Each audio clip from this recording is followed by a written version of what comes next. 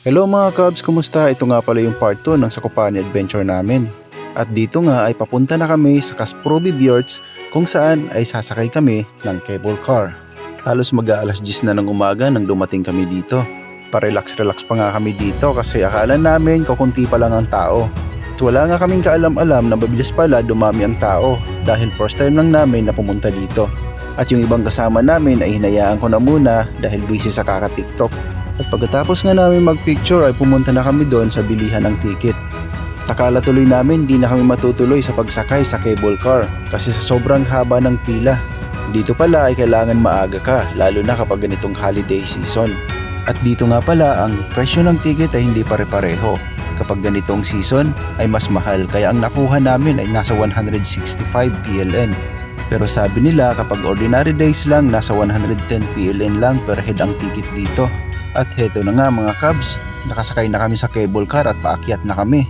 At sa buong buhay ko ay first time ko talaga nakasakay dito ng cable car. At sa sobrang excitement ay hindi ko na naramdaman ang takot at kaba.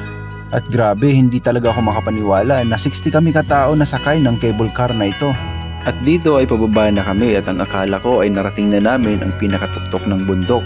Pero hindi pala dahil nasa kalagitnaan pa lang kami ng aming pupuntahan. At dito ay napakataas na ng kinalalagyan namin at mas lalong naging intense nung pangalawang sakay namin sa cable car.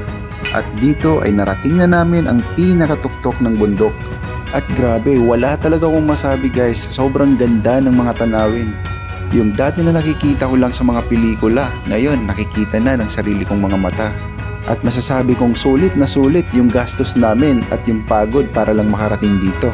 Dito guys talagang wala na akong masabi kaya i-feel nyo na lang yung napakagandang view kahit dito lang sa video na ito.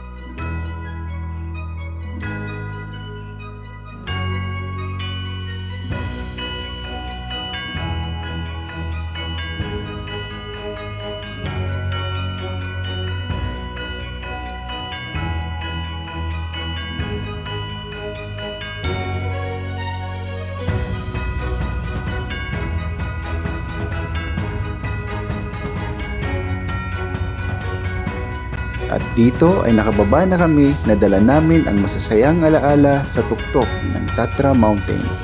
Ang mga alaala na ito ay hindi matutumbasan at dala-dala namin sa aming mga puso at isipan. At dito na nagtatapos ang ating kwento sa kakaibang adventure dito sa Kasproby Fjords. At sa susunod na adventure ay aakyat naman tayo sa Gubowobka Mountain dito sa Zakopane.